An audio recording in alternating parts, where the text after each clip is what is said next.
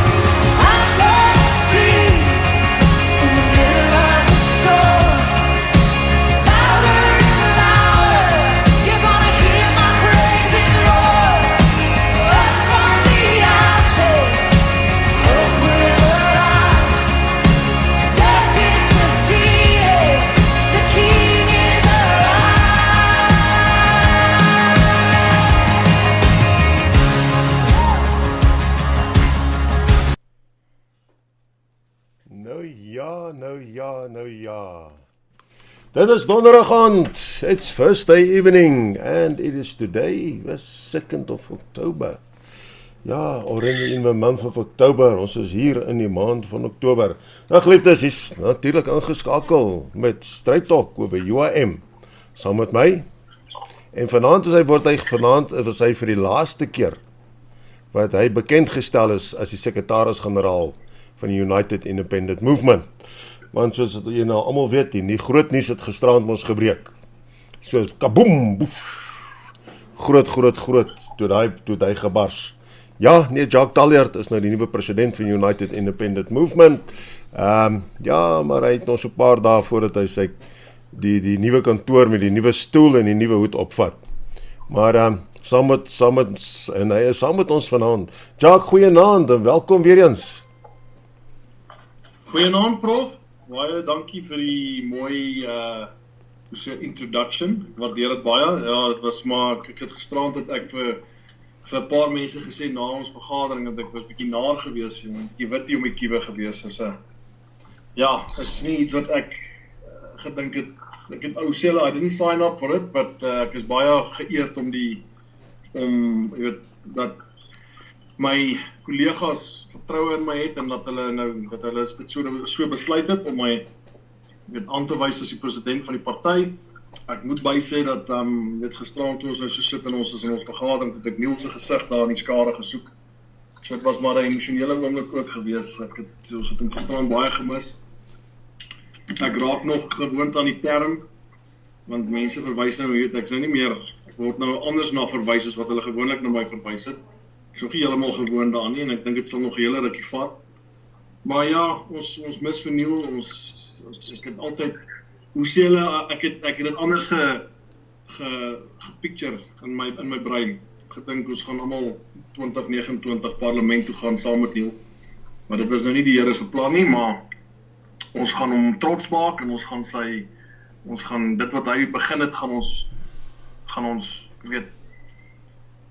ons bevorder en ons gaan die beste daarvan maak en ons gaan hierdie party groei en ons gaan hierdie party bou en hy het ons almal geïnspireer en ja, ek dink ek hoop hy sê hulle, hy kyk daar in die hemel uit, kyk hy vir ons en hy het 'n groot smile op sy gesig. Maar ek gaan my bes doen van my kant af om nie teleur te stel nie, gaan hard werk soos altyd en ons gaan vir die mense wys wie en wat ons is en hoekom hulle ons moet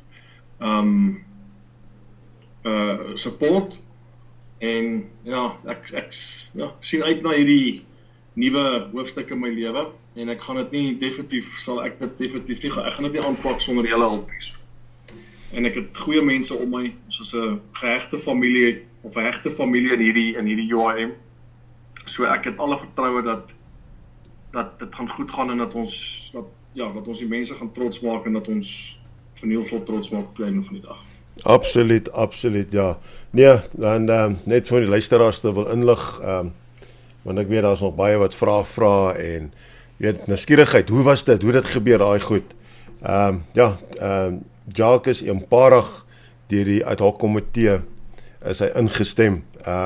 Daar was geen stemme teen hom gewees nie. Ek het die voorreg gehad om die voorsitter te wees op dit. En ek sê dat daarom weet ek hy die volledige almal se bystand en sy ondersteuning het hy agter hom. Ons is daai klomp daar so wat daai waardeur hierdie drif gaan stoot in dit.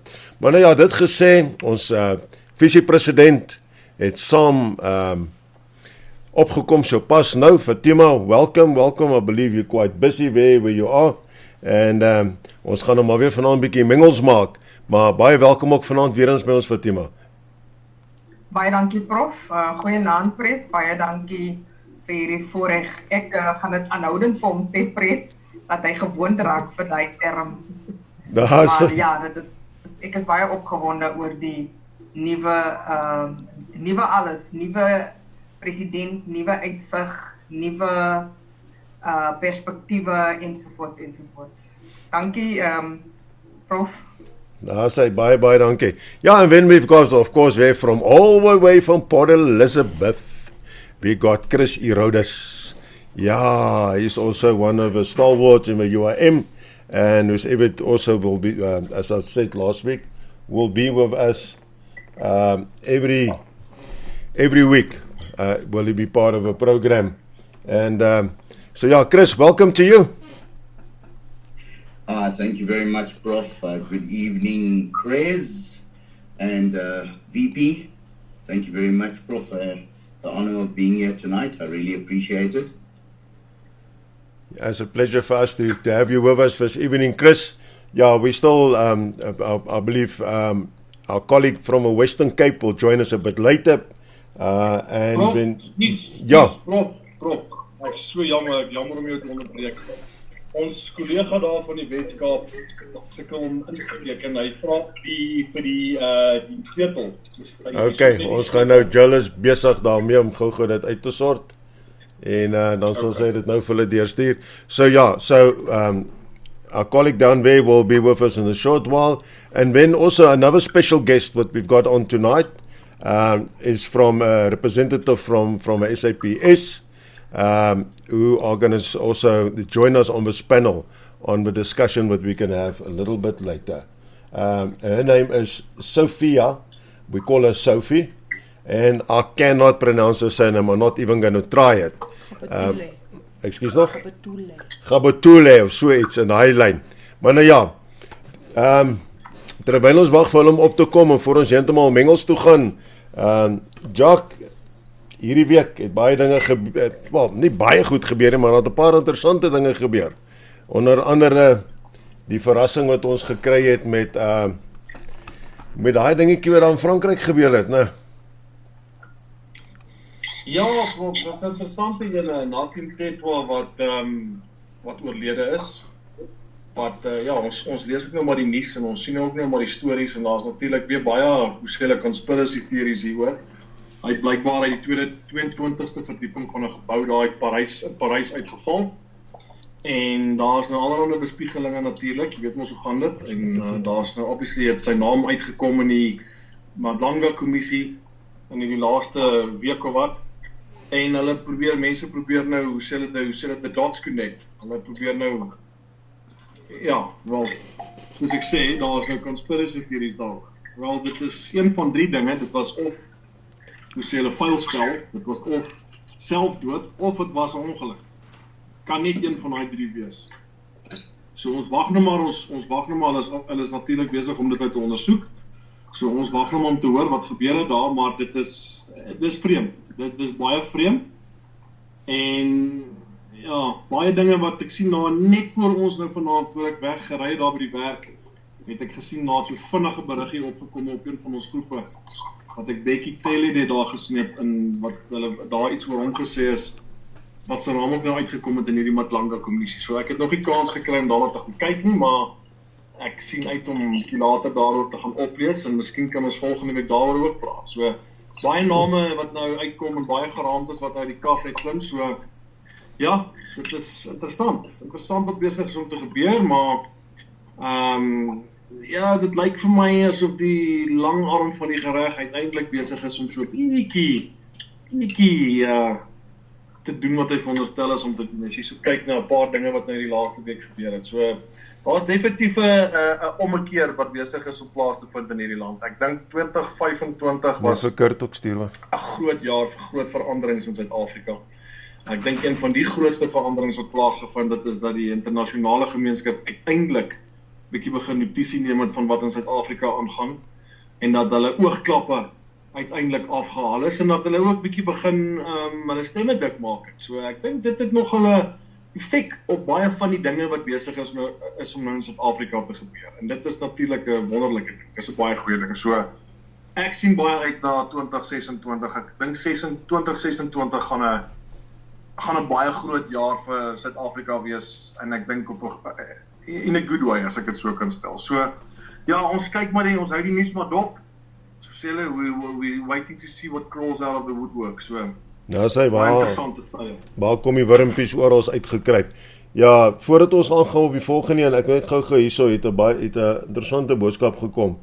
Good evening President Jacques Taljaard, Prof Aubrey and esteemed guests. Congratulations Dr. Taljaard on your election as the new UIM president. I have no doubt we are all in very capable hands. Your track record as Secretary General has been exemplary. God bless you and keep you and God bless for UIM. En dit kom van Jacques af. Nou ja, so blik, so hoe sal hulle so back met jam kry, verseker. Nou ja, nou kom ons hoor bietjie, wat is jou gevoel oor Jelly Tot Malema hierdie week? Joh, die Jelly Tot. Kyk, ja, ons het nou op 'n stadium begin praat oor ons besig. Ek dink twee uitsendings terug het ons gepraat oor ons hoe sê hulle, ons judiciary en ons bietjie begin geloof verloor het in hierdie regstelsel van ons. En toe kom hulle nou en hulle surprise ons nou so hierdie week. Wat 'n wonderlike surprise was dit nou nie gewees. Verrassing. Dit was nou 'n wonderlike verrassing. 7 jaar gevat en uiteindelik is hy skuldig bevind op al daai klagtes teen hom wat hy die vuurwapenwet verontagsaam het. En die beste van alles is maar hier's nou hoe sê hulle, hier's die kikker. Dis dit wat hy natuurlik nou na die tyd gaan doen het toe hy daar uit die Landdroshof uitstap. En ouer gewoonte, hoe sê hulle in Engels, true to the tradition of true to tradition, het hy natuurlik daai rassekaartjie van hom uitgepluk so vinnig as wat jy kon sê mes. En ons het dit geweet toe daai regter daai uitspraak lees en daai leiwag van hom word onskuldig verklaar, toe sê ons hier kom 'n ding. Ek kan nie wag om te hoor wat hy nou gaan sê nie en hy het ons ook nie teleurgestel nie. So hy's so predictable, die ou nie. Hy's so predictable en hy's eintlik so irrelevant. Hy moet die tipe van goed doen om relevant te bly in Suid-Afrika, want weet jy wat, sy eie party se mense verlaat hom en stap oor na ander partye toe. Dis alhoewel hy in die nuus bly, is as hy sulke sotlike uitlatings maak. En natuurlik het hy homself nou daar 'n helse pat on the back gaan gee en gaan sê hoe hy nou revolutionêr opgetree het en hy's 'n revolutionary en is 'n badge of honor om tronk toe te gaan. weet nie of hy al regtig bietjie in die tronk was nie, maar ek dink hy gaan vinnig sy mind change as hy eers 'n bietjie daar in die tronk sit. Dan gaan hy besef, hy badge of honor gaan baie vinnig begin verbleik in die son en dof raak. Maar dit is skandelike optrede, jy weet, as jy dink hy's 'n leier van die land, hy's 'n lid van die parlement en hoe sê hulle, to top it all off, is hy 'n lid van die Judicial Service Commission. Dit is 'n kommitee wat regters aanstel in hierdie land. Hy sit op daai komitee. Kan jy dit nou glo? Kan jy glo dat Julius Malema op daai komitee sit? Ja. En en soos ek sê, die uitlatings wat hy nou gemaak het, weer eens natuurlik, lekker weer luidkeel skiel de boer gesing, natuurlik weer vertel hoe rassisties is die landros, en hoe was dit 'n rassistiese aanval teen hom, en ras. Hy raak al vervelig eintlik.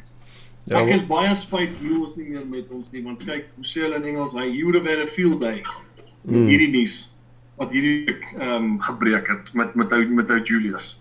Maar ons hoop nou maar dat, jy weet, hy gaan nou natuurlik 'n aansoek doen om te appeleer, hy gaan 'n appel aanteken, en dan word hy nou gevonnis in Januarie. So ons wag nou om te sien wat sy vonnis gaan wees, want soos almal nou seker al gehoor het, as hy 'n vonnisoplegging het van langer as 12 maande sonder 'n boete, dan mag hy ongelukkig nie meer, nie ongelukkig nie, dan mag hy gelukkig nie meer 'n lid van die parlement wees.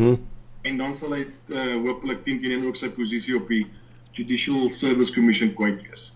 Maar niks, no hero, wasn't heroic acts, those weren't revolutionary acts, you weet, to fire off a semi-automatic weapon in the middle of the crowd, shooting into the air, that's reckless, that's childish, that's idiotic. Some people unfortunately still think they are above the law. So, ja, slim het hierdie keer sy baas gevang. Absoluut. Jacques, I see, I think Kurt have joined us. I just see blank screens with a K and a J, and I presume the other one is our special guest, Sophie, who's on. If I can just acknowledge, welcome to the program this evening, guys. Very good evening, everyone. Sorry that I struggled to connect, but I'm here. What a privilege it is to be on the show, Prof. Welcome, Kurt. And Sophie, you are there. Yes, I'm here, sir. I am here. Thank you very much. I'm so glad that you could join us, Sophie. Yeah, we're going to discuss those topics now. But yeah, I just want to ask Jacques a question. Jacques, why do you think that they postponed the sentencing? It's for nearly 4 months. What will the reason be behind that? If you can give us a bit of legal opinion on that. Prof, I'm not too sure. I think it's to give him enough time to obviously prepare for his appeal, or to obviously for mitigation of sentence, which he's obviously he's entitled to. So his lawyers will definitely try to, plead on his behalf to mitigate the sentence that is going to be imposed on him. So I think they've given him enough time, considering the fact that the court's also going to close on the 16th of December until the 16th of January. So I think they've just given him enough time a reasonable amount of time to make those preparations. I don't think it's anything more than that. Okay, right. Okay, then thank you very much, Jacques, for that updates on a bit of the political news for this week.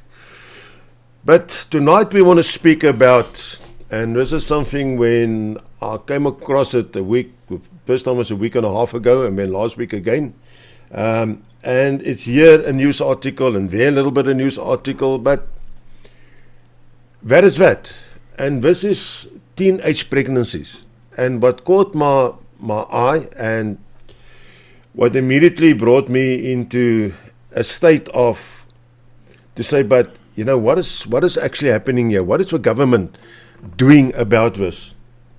Because I just want to give a bit of an introduction here on this. And I went to do a bit of research, and because 2023-2024 financial year, the rate of teenage pregnancies for 23-24.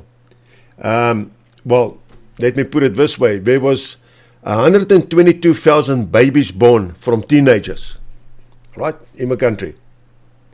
And that included 2,700 for girls aged between 10 and 14 years. Between 10 and 14 years. That is absolutely shocking. And yeah, but they say, okay, and we know this, but the crisis, what drives this towards it, they say, well, poverty, yes, is one, adequate access to contraceptives, sex education, and there I actually don't agree, because there's a lot of too much sex education in the schools lately, gender-based violence and statutory rape, and yeah, but school dropouts, yeah, you know, and that's why we can make a lot of excuses, but we're going to come to that a bit later. Then I just want to go to that between 15 and 19 years was, as I said, 122,000 teenagers and 2,716 children between the age of 10 to 14 years. And they reckon that South Africa got one of the highest, hear me clearly, one of the highest teenage pregnancy rates globally, with about 1 in 4 girls pregnant before the age of 20. Now, I mean, that gives us a percentage or a total of about 365 teenage girls that give birth every day in South Africa, birth to babies, teenagers, 365 a day, and with 10 of these a day to mothers under the age of 15. Now, if I look at the Act and what I've learned when I was still in the force, I mean, if you look at those ages, then it comes to statutory rape to me. And we're going to speak about that a bit later as well, and that's why we got Sophie on the panel, because she deals with this.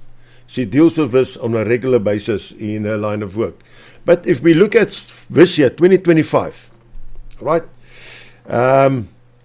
they said that in June this year, when they looked at the data, they said there were already over 90,000 pregnancies among 10 to 19 years old, and 2,300 to 10 to 14 age group. And that is shocking. I mean, where is this going to end? Where is this going to end? Now, I would like to, if we can start maybe by Fatima, the VP. She can a little bit just give her overview with her. And I mean, I believe she deals with this on a regular basis as well, as a councillor there in the city of Joburg and in the communities where she are busy with. VP, if you don't mind, if you want to give us a bit your thought on this. Thank you, Prof. Good evening, everyone on the panel. Apologies, I don't know if you can hear the noise in the background. Hopefully not. I'm at an event, so I will do my bit and then I will love and leave you. I think you are in enough capable hands and experts who will take this further. My observation and exactly that those stats that you mentioned, and here's the irony. Most of the girls that were impregnated, I remember there was a news article that they were impregnated by adult males. And in one province, I think it was the Northwest, where it was written that teachers were the fathers of these babies. So the CSI, the Comprehensive Sexual Education, when it came in, we were marching against it, we spoke against it, etc., because we felt that the fact that teachers have now the carte blanche to speak to our children comprehensively, not the basic sexual education of this is your private part and that's that person's private part, the responsibilities, abstinence, etc., etc. Children are being taught about, and I saw the textbook, so it's not something that I heard.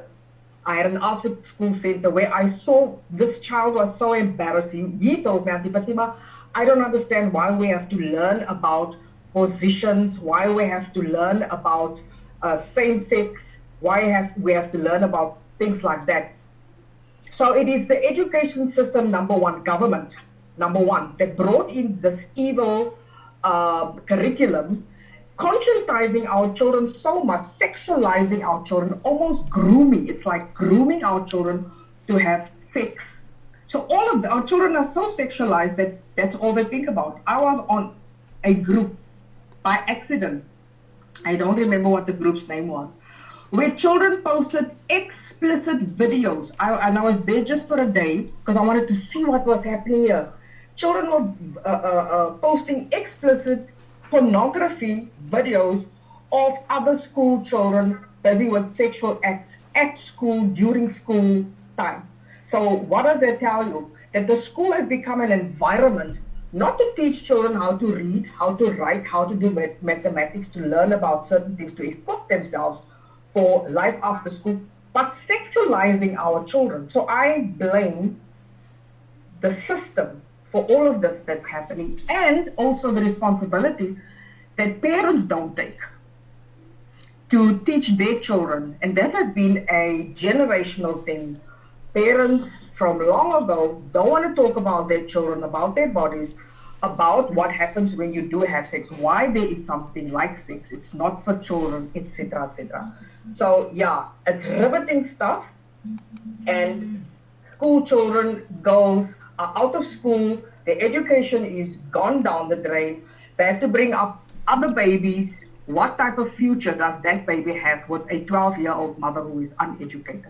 So this is a monster that's been created, and this monster is going to just grow and grow if something is not stopped. So our problem is not teenage pregnancy. Our problem is pedophilia and rape and incest, because some of the children get pregnant by uncles, cousins, and brothers. So it's an evil scenario that has descended on our country, all through all these funny systems that has been introduced to our people. Yeah, you know what's also alarming for me is that, and you know, I came across an article from a Commission of Gender Equality where we were addressing the consensual sex between children under the age of 16. And as a matter of fact, you know, they within this, they made the following statement that they, and I'm going to quote them.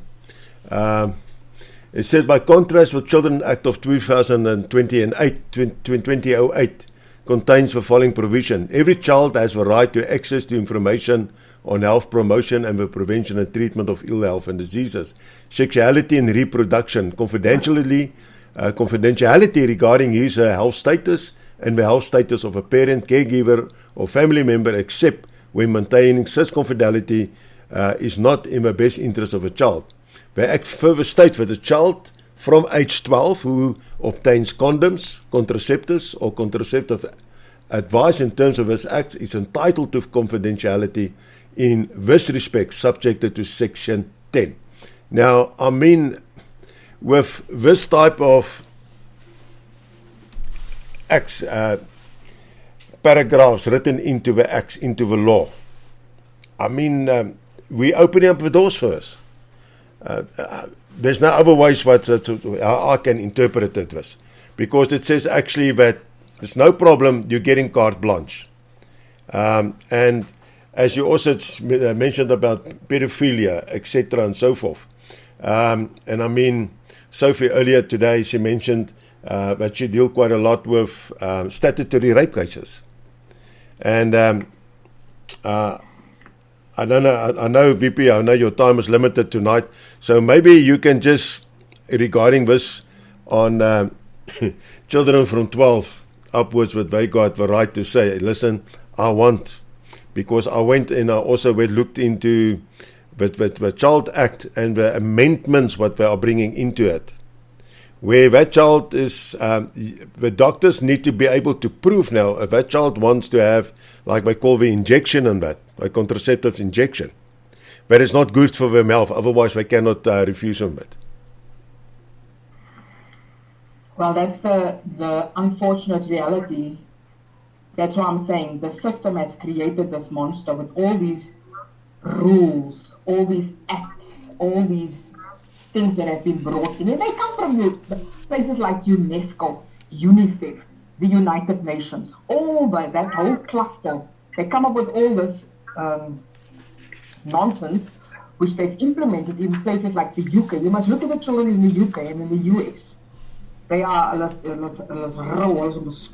are disrespectful because they've got all these sorts of rights, and our government has also adopted this. Here's the irony, which is actually very sad. I was in a workshop with social workers. The social worker said their hands is chopped off because if a child comes to them and say they want an abortion, that social worker does not even have to consult the parent of that child because it's the child's right, it's the child's body to do whatever they want to. However, you can't discipline the child because it's the child's right. You see, all these things, and some of them is included in our constitution. It's very contradictory. Children's right, the child has the right to this, and the child must not be punished, corporal punishment. I understand all of that. But the parent has been, die ouers se hande is afgekap. Hulle kan amper niks doen met hulle kinders nie. Onderwysers kan nie kinders dissiplineer nie. Die onderwys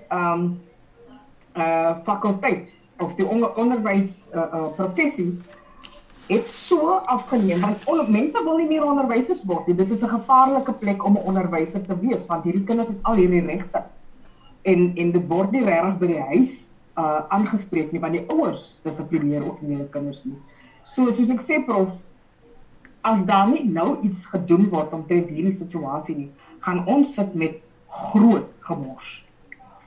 En die enigste manier om dit te adresseer is om werkswinkels te hou en nee, voor ons by werkswinkels uitkom, moet hierdie wette moet verander word. Legislation has to change. There's certain things that we have adopted. It must be scrapped completely, and we have to, redo it and implement what is right for us as South Africans. We've never had this type of problem, but it's since these things have crept into our system that we are sitting with this problem. Absolutely. I presume, Kurt, down by my Western Cape, I know that you guys down there have got a huge problem also concerning this, and I believe Abeba Chris in the Eastern Cape as well, because the Eastern Cape's figures are actually the highest in the country. Chris, let's start with you. Your thoughts on being the Eastern Cape regarding this situation. Prof, the Eastern Cape is vast. It's 28,600 square kilometers, and it is exceptionally rural when it's rural. And in some of the areas, it's very compact. And you have a situation of high unemployment. Children are bored. There is nothing to stimulate them. Both parents are trying to put bread on the table, and children get up to, they don't have the guidance from the parents they should have, and they suffer from peer pressure. They feel that to get out of the situation they are in, they'll get an older boyfriend who has a car. In the meantime, this chap is just, he's just using them. And this is what the main concern is. Vice touched on it briefly when it's a government problem, and it boils down to you cannot put a plumber in a position to do brain surgery if he's not a brain surgeon. The parents' hands are pretty much tied. The government takes over, and the rest of the people in South Africa then have to look after these children. These young girls don't get a proper education. They get stigmatized. A lot of them end up with sexual diseases because of the situation they're in. And it boils down to ignorance, not on their part, on government's part. And it's, as Vice has said, it's going to be a problem that's going to explode soon enough. And it is basically there. We need governance that is going to look after all the people and strict laws that people have to adhere to. And, touched on the statutory rape thing. Sometimes these cases take years. And this is one of the problems. Although justice gets served, it gets served very slowly. And the parents don't get enough time to spend with their children and educate them properly. And that, I think, is the main problem we are sitting with. Everything goes hand in hand. So I don't blame those young girls at all, but I do blame parents, and I do blame government for this. Yeah, I hear what you're saying, and I agree with you. Before we, I just want to bring Kurt in here. Kurt, down there with all the gang violences, and I know a lot of these young girls from early ages, 6, 7, 8, are part of the gangs and that as well, and obviously sexual intercourse is part of the initiation as well. Your experience there working with them, not just but as a person from a political party point of view, but also from a community point of view, and from a faith-based point of view. How do you experience it down there in the Western Cape? Yeah, Prof, can you hear me? Yes, all loud and clear. Yeah, Prof. It's really sad what is happening. Not just within the Western Cape, but nationally and all around the world. We find lots of issues where we actually find youngsters running away from home, where they actually find themselves getting involved with gang members. And when they're getting involved with gang members, they actually get shared with other gang members, and then they get moved from the one gang to the other gang. Not too long ago, a couple of months ago, we actually had a situation where another girl actually went missing, and the father came to us for help, and we actually needed to go and take this girl actually out of a house in a Nova Park. And the sad thing is that a lot of the community living in the Nova Park actually helped to hide the child, because the gangs were so involved. The gangs was feeding the people in the communities. The gangs was giving money to people within the community. So the whole community was actually part of hiding this girl. And what happened was, when we found her, we actually found another 3 other girls that was also kept against their will. They were put on drugs. They were being shared amongst gang leaders, and they were all in primary school. And that is a sad thing, but I'm not sure, Prof, if you guys remember, a couple of months ago, there was videos all over social media where there was fighting, where students in school uniform was fighting. They were bullying kids. There was even videos where there was young boys beating up girls. And this was happening all over social media, and we actually made it a priority to actually go and address this matter with the Department of Education. When we actually asked the Department of Education what is their plan with regards to this, because this is something that is not just happening now, but has been coming on for a while already.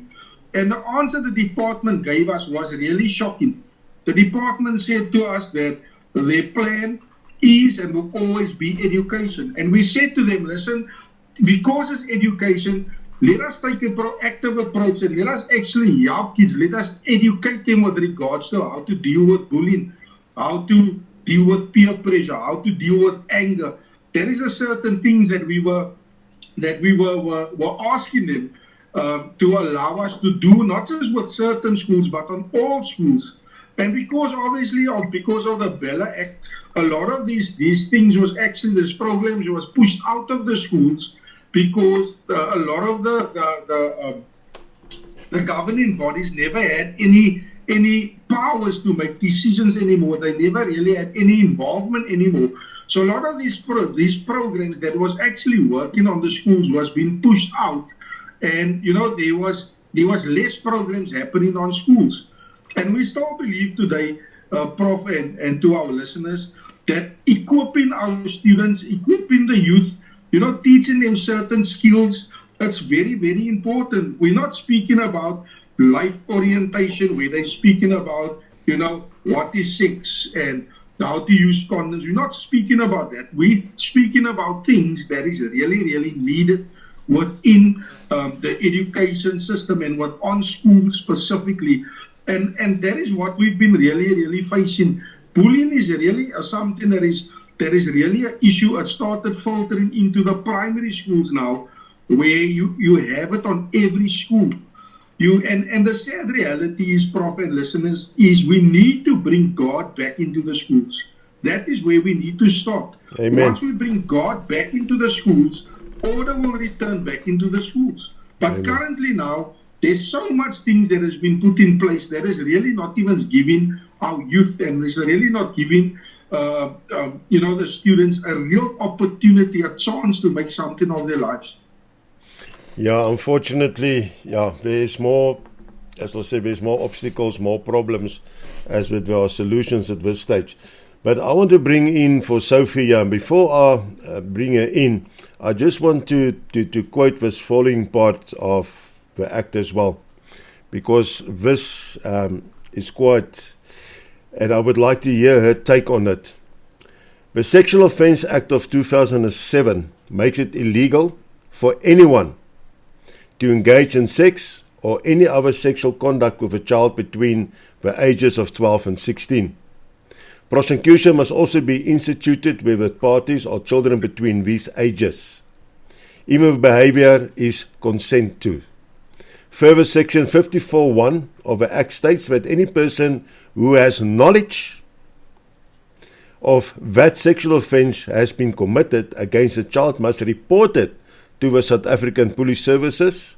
Health workers, teachers or parents who fail to report underage children having sex could themselves be charged for not following the law.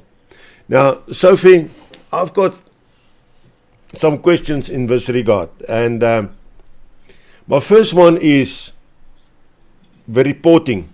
Does it happen? Do teachers, do parents, do health workers, people with knowledge of this, do they actually report it to the South African Police Services? Are you guys have been made aware of it? And what is the success rate of charging these people then for statutory rape?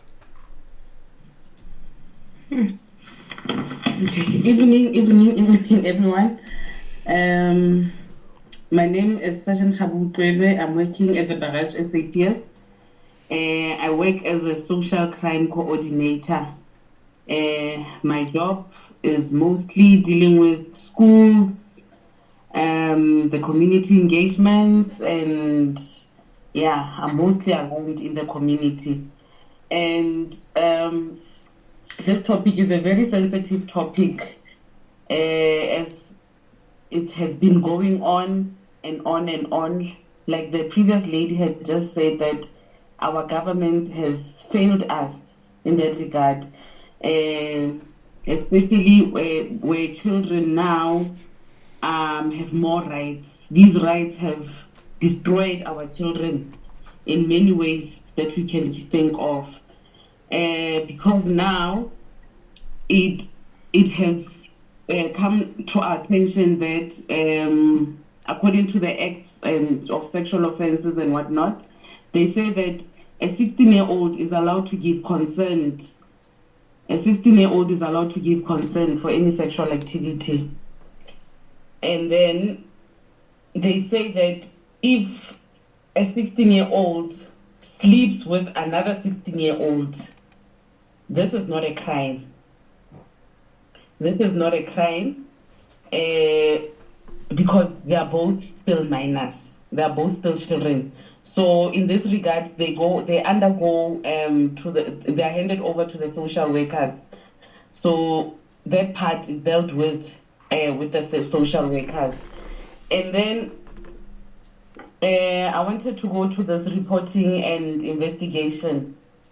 This reporting and investigation, when a child becomes pregnant at the age between the ages of 10 and 19, it gets to be reported to us, and then findings are we have to find out and investigate the FCS. Actually, we have a unit that's called FCS. It's the Child and Protection Unit, which deals with such cases.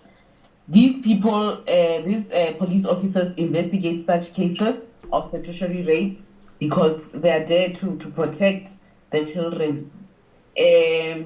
When cases like these gets reported, it's investigated whether this child was sleeping with an older person older than 18 years. Should it be older than 18 years, it is a statutory rape.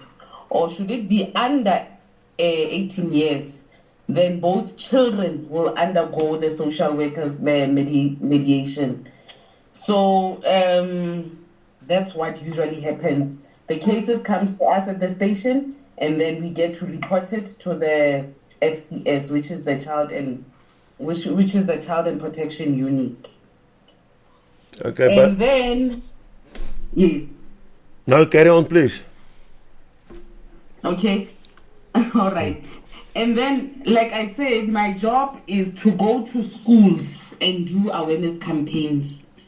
It's to go to schools and do awareness campaigns, but mostly we deal with bullying because it's so rife. It's so rife, and bullying happens in so many ways. It happens physically, it happens emotionally, it also happens when these children tease each other, they use other children to tease the other child and whatnot. So mostly we deal with such issues of bullying. And some bullying, we find that there is some sexual offenses fact, a little bit of it, that one child will say that this other child touched me where they're not supposed to touch me. And this usually happens in our primary schools. So that's where we try and curb and try and make awarenesses for these children, call aspects and people that mostly deal directly with these issues of sexual offenses, bullying. We work hand in hand with our social workers. We work hand in hand with other departments like our social workers. We have NGOs that deal directly with such issues. And then I heard a lady talking about, or was it a gentleman, that Christianity, but then this is now out of the SAPS role. Should Christianity be brought back into our schools? Should Christianity be brought back into our schools? I think most of these things will be more or less, or would decrease, because I think we just, that Christianity element is just the one that's missing, because our children get to fall into these things because they are not guided, they are not taught more about God. I remember in my days, we used to, I think I was in high school or something. There used to be a Christian NGO or something like that. They used to come and make you sign stuff like sex before marriage is a sin. I think such things, should they be more implemented in our schools, this could curb and lessen the teenage pregnancies that we have in our schools. Unlike having this education on sex and teaching children about sex, that element should be removed and Christianity be brought back, so that our children should be aligned more into Christianity, unlike these sexual elements. I don't know if I've Sophie. answered so far. Yeah, no, thanks. I just got a very interesting question from a listener here. And I think this is actually something where this seems like me quite serious. But this listener asks, what do you do if a SAP themselves sell their children to foreigners and threaten, when we don't get payment, we will open a case of rape? The mother is a grade 11 and the daughter is in grade 1. Now, I mean, this is quite serious allegations, this. Can you repeat that again? I'm sorry about that. I say, what do you do if the SAP, so I presume as SAP members, themselves sell their children to the foreigners and threaten them when we don't get payment, we will open a case of rape. The mother is in grade 11 and the daughter is in grade 1. So I presume is that this mother is prostituting her child out to foreigners, and if they don't pay, then she said, right, now I'm going to lay a charge of statutory rape or rape against you. It's for them to pay up. And I wonder, Sophie, maybe this listener, if you can give your number, should contact you directly that you guys can look into this. Yes, I think if I could give her my number. Yes, please do. Then I could also contact the relevant people who deals directly with child trafficking, and then they can see how they can attend to that. This thing of illegal immigrants, it's just too much, because people now are making money. And it's so sad that a parent would make money out of their children and sell them. Illegal immigrants are also making criminal activities in the country, because they know that they cannot be traced. Their fingerprints, we don't have their sort of identification that is right for every South African that has one. So I think if I could give her my private number, please do. Then I would get to the relevant people that can assist us with this one. Okay, if you don't mind, just give a number, and if you don't mind, give it on the air, so when people got the number, so that they can, or give him your state number. Yeah, I'll do so now. Okay, it's 079. Right. 694. 694. 6963. 6963. Okay. Yes. So I'm just going to repeat it. 079 694 6963. I don't want to. I can see where it comes from, but I don't want to expose with people over the air. I will also let Joel send you their number, Sophie, when you can also get in contact with them directly. Yes. And we will also send your number also to them. But I think this is something serious, and even if we just save one child on this program tonight, just one, then we have won. Then we have won. I believe that I believe in. And then we've got another one from Benja Honeyball. He's got two questions. The one was for the VP, but unfortunately she had to run already. He said, if children have more rights than ever before, but parents cannot discipline them, does this not leave parents trapped, responsible for a child who believes they can do as they please until adulthood? And then his second questions, evening for your guest, Sophie, despite many reports of abuse, neglect and underage pregnancies being made to SAPS, communities feel that cases are not properly investigated or resolved. What concrete steps will SAPS take to rebuild public trust and ensure that children are actually safeguarded when reports are made? And if I can just come in on that one, for Sophie to answer that one, to say, right, what concrete steps SAPS can take, I think that's a bit unfair, because this is actually more, it's a bit above a pay grade. This is more the colonel, the brigadiers and the generals. And we know at this case, at this stage, the generals are all there at the commission, testifying and spilling dirt there. So I think once the rot there is sorted, and the rot down will come downwards and get sorted out, because there are very good people still, ladies and gents in blue, and there's still detectives in all the different branches who are committed and work hard to get cases solved. So I still believe that will happen. and that we will actually get it done. And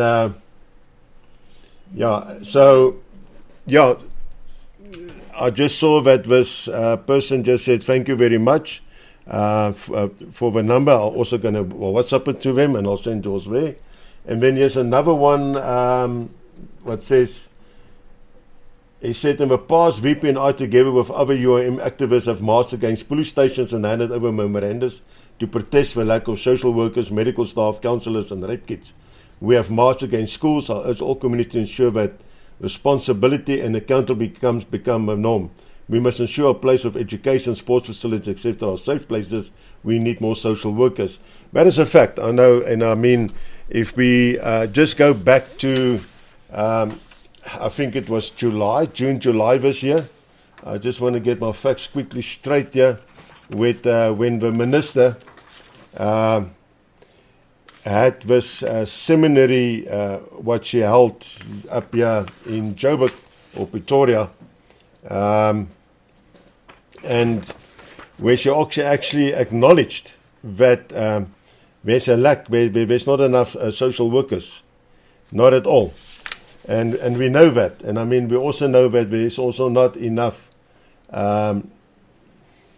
members in the force who are actually trained to work these cases. Because the special child protection units and sex units and that used to be there, they were disbanded at this stage. Sophie, have they started that up again at all? Do you maybe can enlighten us on that? On the Child and Protection Unit. Yeah. Did you say that part? Yes, we do have such a unit. We do have such a unit who just deals with that children that have been assaulted, children have been raped. And yeah, we have such a unit. And then they do work with other stakeholders. Like I said, the other government stakeholders, such as the social workers. We work in hand. And then within our police stations, we also have VFRs. It's called victim-friendly rooms. It's where these, where our victims are assisted one-on-one. And yeah, that's what we have. Yeah, that's what I can say. Okay, thank you for that one. Yeah, I see that because the Deputy Minister in the Presidency for Women, Youth and Persons with Disabilities, Minister Mapaseka Steve Lesiki, she in June this year, she had this meeting or this workshop, or well, maybe it's in Daba, I don't know, but where they probably had a lot of tea and cold drinks and cookies and stuff. And where she actually came out and she done a lengthy presentation and regarding why it's a problem and so forth. But the interesting part for me is that nowhere since 9th of July with what this was done, and she actually said, Bato Pele, people first. The people needs to come first. Children needs to come first. And only in the end of her speech did she actually mention parents and community members. Before that, it was all the other institutions, government institutions, what actually had to rectify this. I personally feel it starts at home with the parents, because that is where we need to start with this. But yeah, but the fact is we've got a problem here, and the fact is that we need to get, yeah, this is my other question, Sophie, before I forget. Are any parents who actually are aware of this, but the children underage are conducting in the sexual activities, are being prosecuted? Hey, can you repeat that, sir? I'm sorry. I say, are any parents, as per your knowledge, being prosecuted already and found guilty who were aware that their children who are underage are involved in sexual activities? Not as far as I know. Not as far as I know. Like I said, we have a unit that deals with that. But I think they would answer further upon that because they deal directly with such prosecutions and investigations on such cases. Okay, thank you very much, Sophie. Okay, guys, I don't know if any one of you want to add anything on this some more before we go over to and discuss one of our problems, why the problems are there, and discipline has been taken away, and that is the Bella Act. Prof, I just want to say a few things, if I may, about crimes and violent crimes and sexual crimes that are being committed against children. We've been dealing now with we're dealing now with the problem as it's happening every single day, but we haven't really addressed the root of the problem that much, in my opinion. The thing is, I just want to quickly give you some stats.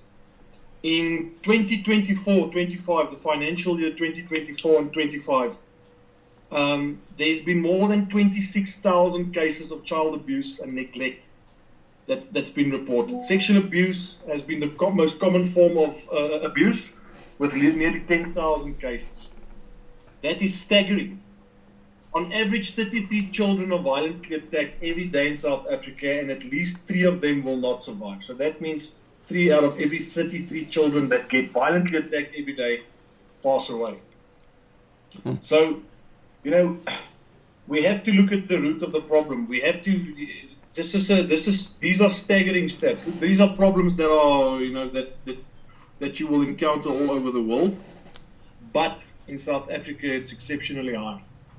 And we need to find the reasons for this. And we must look beyond just policing and crimes getting reported and all of this. There's a reason why the police have been, crippled. There's a reason why the police, there's corruption in the police, definitely, but they're also incredibly brave and competent police officers in South Africa. We've dealt with this situation. We've discussed this in a previous live.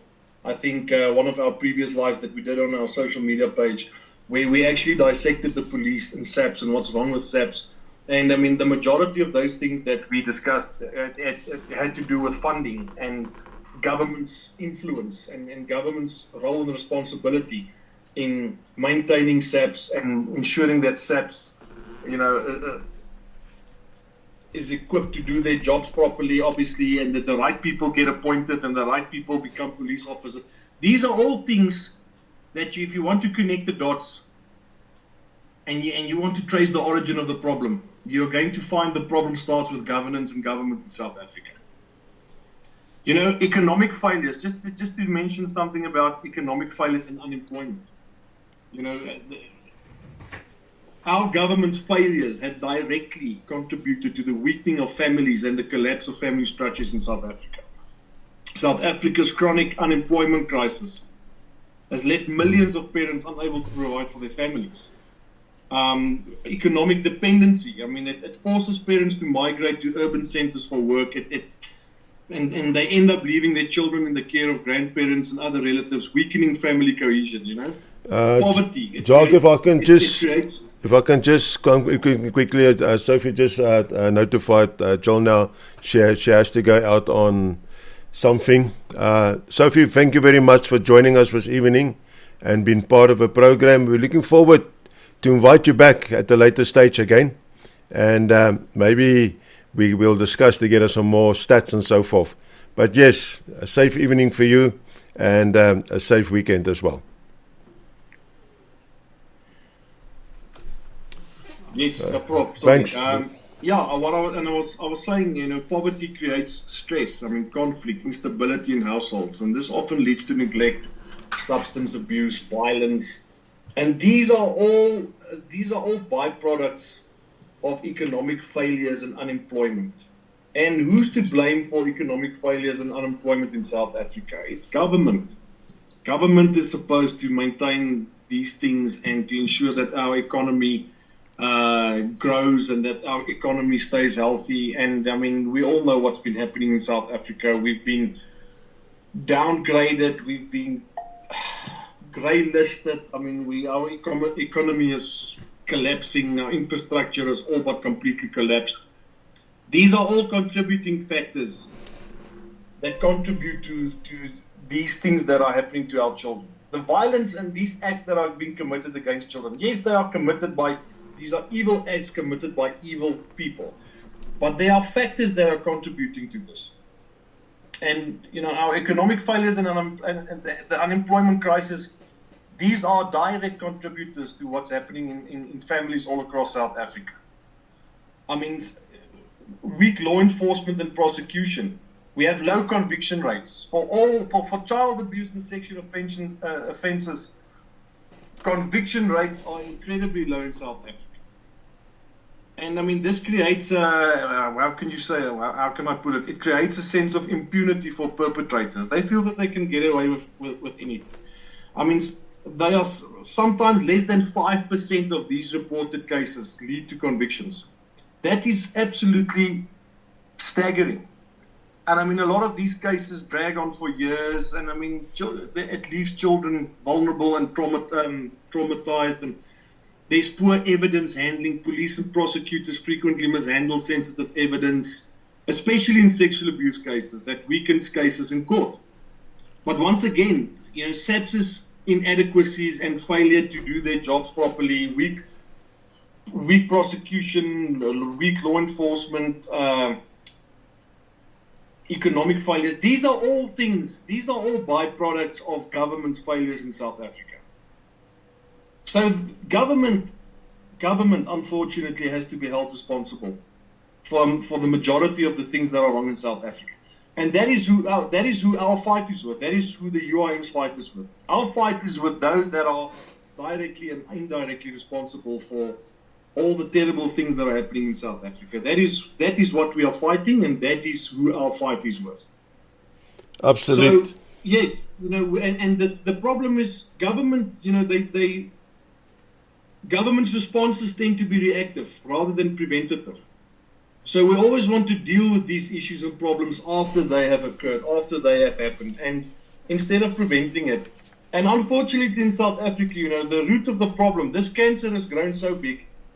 The only way to turn it around and to bring these crime rates down and to ensure that our children stay protected and that schools are functioning properly and that we fix whatever is wrong with our education system, we have to get rid of those that are responsible, directly or indirectly. And this is something that has been growing and escalating for the last 30 years. And getting worse. There's not a single year that we have been in a position to look back on the previous year and say, listen, this year has been better than the previous one.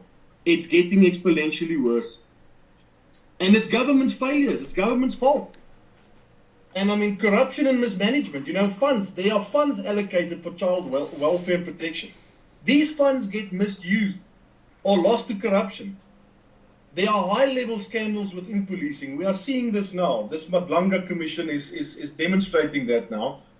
And all the skeletons that are coming out of those closets.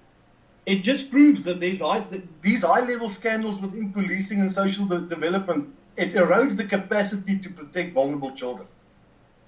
And all the things that I just mentioned can be attributed to governance in South Africa. Government is directly or indirectly responsible for these things, because those are things that they are supposed to maintain and ensure that these things work. That is the responsibility of government. It's the same way the municipality is responsible to ensure that you have electricity and running water and sewage removal and all of these things. Government is responsible to maintain infrastructure in South Africa, to ensure that we've got a policing system that works for us, that the people are protected in this country, that we've got an economy that is growing and that is healthy, and that we address unemployment and all of these issues. Because what's happening with families and what's happening with children and alcohol abuse, drug abuse, all of these things are just byproducts. And if we don't address the government issue, those government problems, and put competent people into government, people that care about the people of South Africa, these problems or these byproducts and symptoms or whatever you want to call it, it's not going to go away. They're going to get worse. So we need to make sure that we cut the cancer out. Neil always used to say, we are just stopping the bleeding. We are just patching it up. We're just patching up the wounds. We have to cut this cancer out. Otherwise, you know what, we're going to, next year, same time, same place, we're going to have this exact same conversation, and the stats are probably going to look worse. Yeah, well, we as we can see, the stats is going up year by year anyway. But the thing is, it's all good and well. When we talk about government, everybody thinks immediately national government. But they must remember that it filters down to provincial and to local government. Because local government is responsible for what's happening in their local area. Where they got will be with you now, Kurt, but they will with social workers, social welfare, etc. and that. And unfortunately, let's say that it is, if the money is not getting stolen and has been allocated where it should be allocated, we won't have, these problems will be less. It's not that we're not going to have them, they're just going to be less and they can be better mitigated. Okay, Chris, Kurt, and then Chris. Yeah, thanks, Prof. The other problem also, that just to add what Pres was saying, is that we have police members in management positions that don't know what they are doing. And when it comes to private investigation, a lot of private investigators are actually compiling dockets on behalf of the detectives. They actually go in and take in statements on behalf of the detectives. And a couple of months ago, also, Prof, I helped another colonel actually go and do a skeleton docket. This is a colonel within the police that doesn't know what a skeleton is, doesn't know how members should go and take a skeleton docket. And I was shocked to think that obviously someone that is a colonel should have a lot of experience. They should have years of experience within the police. But here you find a commander of a shift doesn't know what basic things needs to be done within the police. They don't know what codes are when it comes to certain crimes. They don't know how to take a A1 statement. And to me, this is shocking. But at the end of the day, this affects service delivery. And it spirals down to whoever is under that person's command. And when we look at it again, we find people, they have mistrust within the police. They would rather leave cases from being opened because the common thing that we are hearing now is, I don't want to waste my time because nothing will happen to the case. So this is shocking. This is really, really, really shocking. It's not just the mismanagement of money, but it is people that is in certain positions within the police as well. And we need to call a spade a spade. We need to be straight and we need to be open with regards to this. It's going to take another 10, 15 years to see the police go back to one of the greatest organizations within South Africa that it used to be. And I'm one of the people that still believe it can be great, but we need to be honest and we need to be straight and we need to do what needs to be done with regards to fixing it. Good, yeah, and we got about 10 minutes left on the program this evening. And I think we should spend it, we have identified a lot of problems. Ons het ontsettend baie probleme geïdentifiseer vanaand. En daar's nog baie ander wat ook daar is. Maar as 'n span van die UIM, wat regheid praat op hierdie program, hoe gaan ons dit regmaak? Ek ons vra nie hoe gaan die Vryheidsfront Plus, die DA, die EFF, die MK of Raisa Manzi of die PA of wie ook al dit regmaak nie. Hoe gaan die UIM aandag gee in hierdie situasies en dit regstel as die kiesers van hierdie land vir die UIM die mandaat gee om dit te doen? Chris, can we start with you and then we go to Kurt and then I would like to the President give us the final word on it, please. Thank you, Prof. I think first and foremostly when it comes to the police situation, you need to take politics out of the police and leave them to do their job. I think that, I'll reiterate, there are some fantastic policemen. There are. And we tend to blame them, but we don't blame the bureaucracy. And I think that as the UIM, we would leave them to do their job and stop interfering with them. I think a lot of the cases don't get prosecuted because we interfere with them. Our area, 110 policemen. There's no way they can possibly get to everything. The dockets lay on their tables because there aren't enough staff, there aren't enough people. But we have a lot of generals and we have a lot of colonels.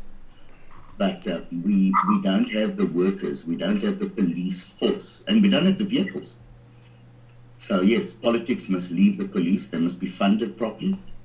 A police force must be a police force. That is what I feel the UIM would do. Thank you, Chris. Kurt, anything to add on that? Yeah, Prof. I agree with Chris 100%. There's definitely a lot of solutions. Personally, I feel that there needs to be more training as well, especially when it comes to leadership roles within the police, because we should remember that, everything filters from the top down.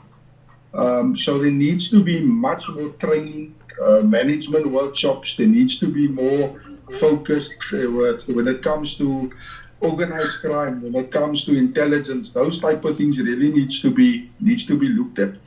And the past teaches us that there was a lot of successful units within the police that was really, really successful.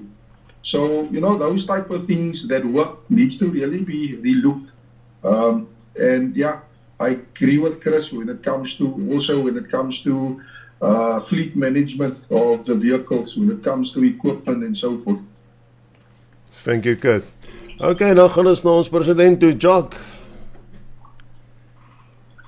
Prof, I think the biggest thing that we can do as the UIM is to restore faith and hope in the people of South Africa, because the majority of the people, the fact that we have a 50% voter turnout means that, I know there are other contributing factors and other reasons and circumstances as well, but I can promise you one of the big reasons we have those figures and why so many people still don't vote and still don't participate or contribute or have a say in their own futures is because they have lost hope and faith in politicians and politics, and they would rather not, they would rather not even bother to get up on the day and go and stand in a queue to cast their votes.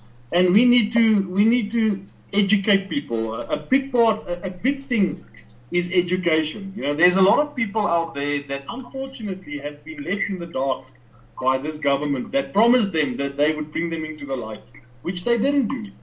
And I'm telling you now, they did that for strategic reasons.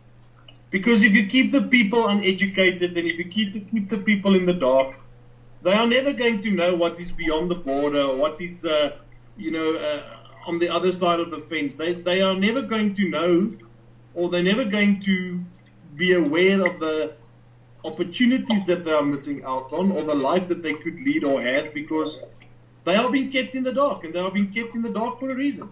That's why every 5 years when certain political parties show up in certain rural areas and they pitch their tents and hand out their sandwiches and their t-shirts, people think the circus has come to town.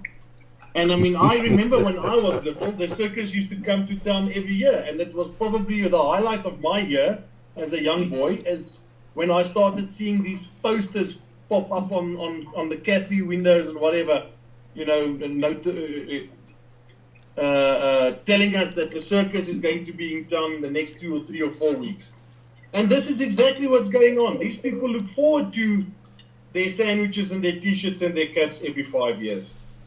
And nobody's telling these people that, hey, you guys are being lied to. You guys are being duped. There's a better life for you out there, but it's being withheld from you, and nobody's telling you about this life or painting these pictures for you, because if they know the moment you become enlightened, the moment you start reading up on things, the moment your level of education, raises or whatever, people are going to start scratching their heads and they're going to start saying, hey, what the hell's going on here? There's something seriously wrong with this picture.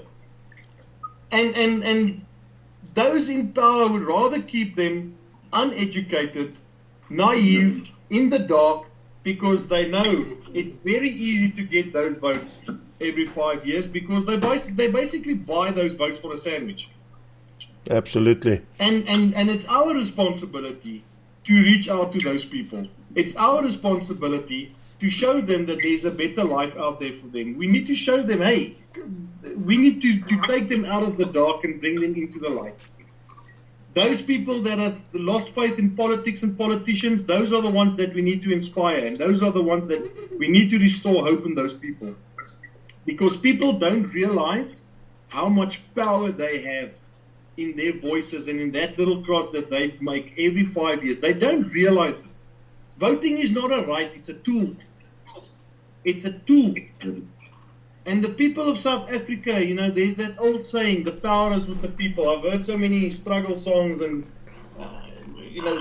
this phrase has popped up so many times. I've read this phrase so many times, the power is with the people. That's a fact. The power lies with the people. It's the people that elect the people that govern, and it's only the people that can remove them.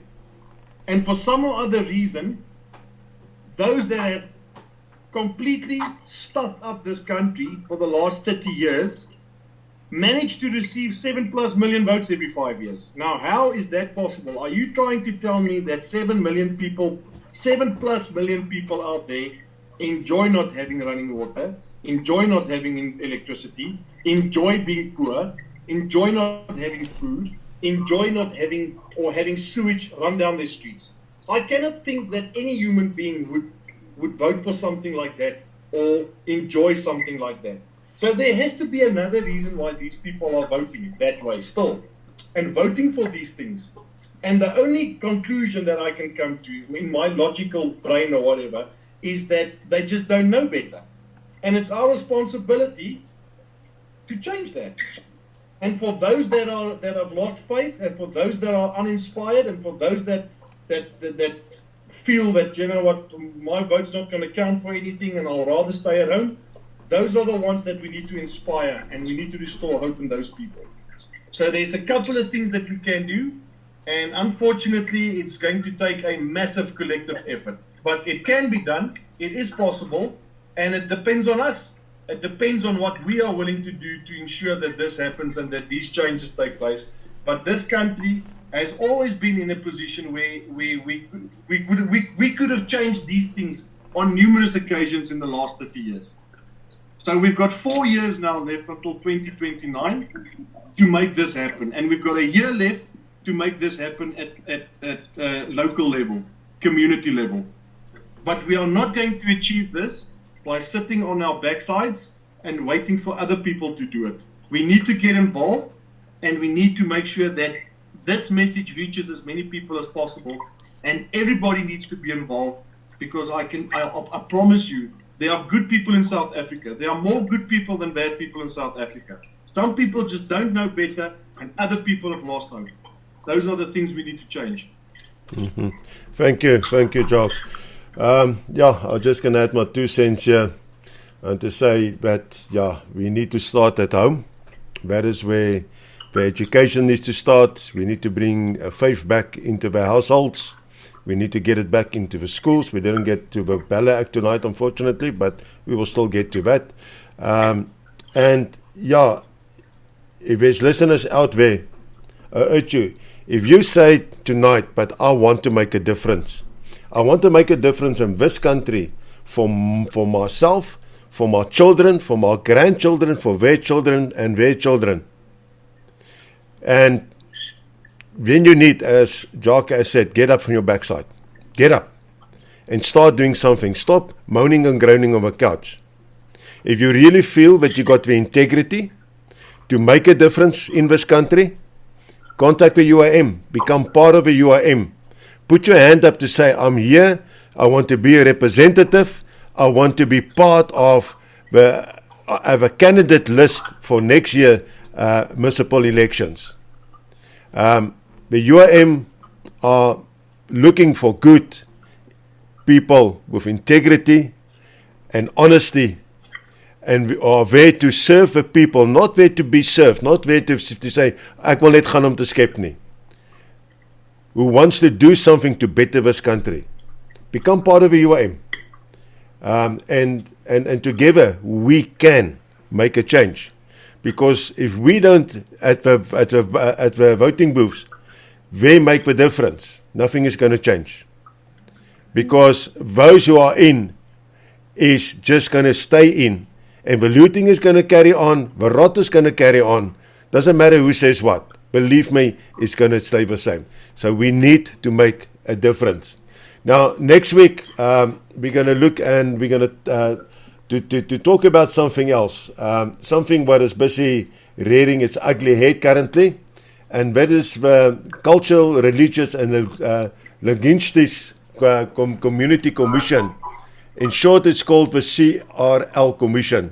Now, this commission was established in 1994 after the New Democracy came in, and part of their mandate is to promote and protect the right of cultural, religious and logistic communities in support of constitutional democracy, to promote the developed peace, friendship, humanity, tolerance and national unity among and within culture, religion and logistic communities. But unfortunately, the commission as it's set up, the current chair already said that, listen, she's out to destroy, and no offense Chris, but Christianity in particular, completely. She wants to destroy it. She wants it to be moved. And she said that she's fighting to get every person who are involved in Christianity, hence you're a pastor, apostle, a prophet, a teacher, a gospel radio station, whatever, to be licensed and to be regulated by the state. With furthermore, that all sermons to be scrutinized, approved before you can do it, and that will be monitored. And she already said, and she made this statement publicly, and she said, any person who says that God speaks to them, anyone, they belong in a psychiatric ward. Plint, jy's mal man, jy's met malhuis toe gaan. And Who is Chris, I'll send you the details through. please? But the thing is, today they had at Rima Church in Randburg, they gathered, and what they have done there is they established a subcommittee to start going out to all the different denominations, to go inspect, to go and interview, and to maybe decide if you sound of mind to be able to do spreading the word or whatever. And therefore, this is against our constitutional right, each and every person's constitutional right. I don't care what faith you are practicing, but if it starts with one, it's going to go over to the others as well. And they are busy infringing in our democracy. And I think, well, I believe that our president will agree with me tonight that the UIM is not going to stand for that any citizen of this country's democratic right is going to be infringed. Prof, part of our ethos and our constitution is freedom of religion. That is what we signed on for. And the UIM will not stand for that. Not from my personal perspective, not for my involvement in the UIM. I firmly believe that a family that prays together stays together, regardless of denomination. So I think it will be an interesting topic next week, part of it.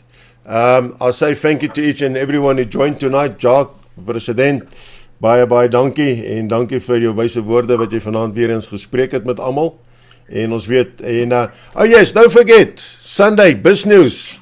Jacques Taljaard is on Biz News. Oh yes. He's starting on Sunday there. So Sunday afternoon, normal slot, what Neil usually used to be on, that will be filled by Jacques now. So, well, I just want to state for the record, we do have the best looking president in the country. Absolutely at this stage. Nou ja, with that, I see we've got a minute to go. Goodbye from me, and if you would love to greet the listeners, more than welcome quickly. Thank you very much, Prof. I wanted to just comment on Chris's compliment there. The competition is not that, there's not much competition out there. But anyway, thank you. I'll still take it as a compliment. It's actually Chris. But thank you to all the listeners, and thank you for joining us tonight. And it's, we're looking forward to speaking to you guys again next week, Thursday. Absolutely. Thank you so much, listeners, for taking the time to listen for us. Thank you, Kurt, for being here with us this evening, and blessings down there in the Western Cape. Yeah, thank you, Prof, and everyone that was on the panel. Again, huge privilege. God bless. That's it. Till next week, same time, same place, when we'll be back with Straight Talk with the UIM, just here on Joy Radio. Vader, ons dankie vir u leiding met die gesprekke wat ons vanaand gevoer het op die program. Here, wees saam met iederlik en elkeen gedurende hierdie naweek wat voorlê en die week, totdat ons weer by mekaar kom op hierdie program. Seën elke liewe luisteraar in die naam van Jesus. Amen.